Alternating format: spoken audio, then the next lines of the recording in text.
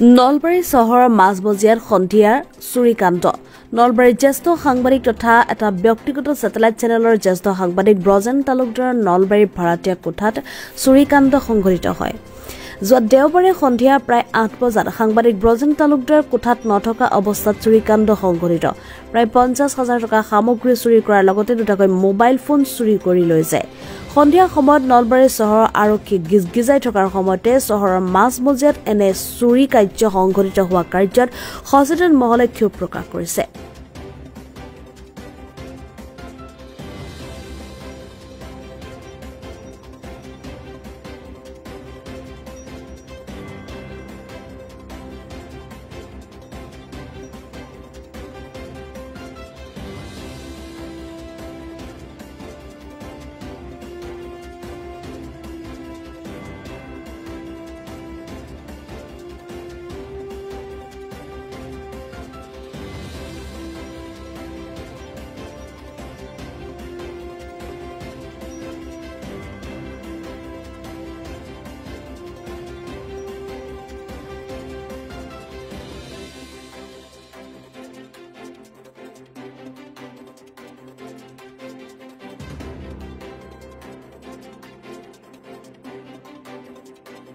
ব্যস্ত আছিলোঁ, মই নলবাৰী টাউনত আছিলোঁ আৰু এই যিটো ঘটনা সংঘটিত তাত কিছু সময় পূৰ্বে মোৰ এজন চতুৰ্থ শ্ৰেণীৰ কৰ্মচাৰী আছে মোৰ নিউজ লাইভত। তেওঁ এই ৰুমটোলৈ আহিছে, আহি তেওঁ তালাটো খুলি তেওঁ গাড়ীখন বাৰাণ্ডাত থৈ তেওঁ তালাটো মাৰি গুচি গৈছে।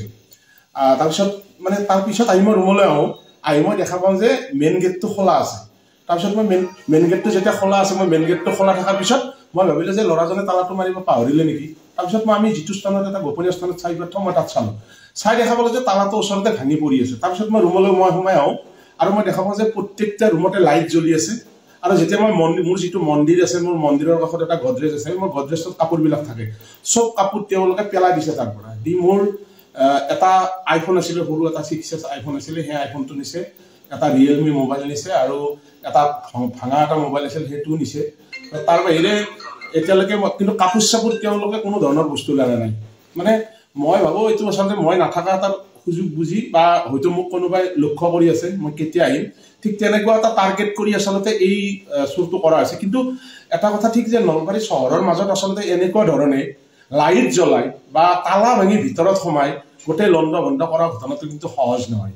গতিকে এতিয়া নাজানো, এতিয়া মই আৰক্ষী ইতিমধ্যে বিষয়টো অৱগত কৰিছোঁ, আৰক্ষীৰ টাউন দাৰোগা ইয়ালৈ আহিছে আৰু কিন্তু মই এতিয়া গোটেই চালোঁ, কিন্তু মোৰ গোটেইকেইটা ৰুম লণ্ড ভণ্ড কৰিছে।